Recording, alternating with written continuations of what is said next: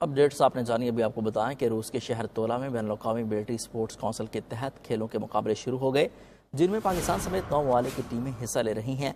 पाकिस्तानी दस्ते में military college Jhelum, military college मरी और मिलिट्री कॉलेज सुई के 3 अफसरान और 15 कैडेट्स शामिल हैं।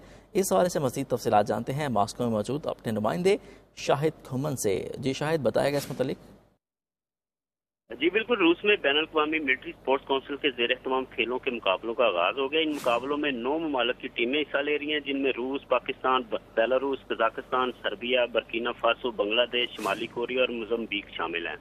पाकिस्तान की जानिब से पहली बार पाकिस्तानी मिलिट्री कैडेट्स खेलों के मुकाबलों में शिरकत कर रहे हैं। पाकिस्तानी दस्ते में military college Jhelum, military college मरी और मिलिट्री कॉलेज सुई के 3 अफसरान और 15 कैडेट शामिल हैं।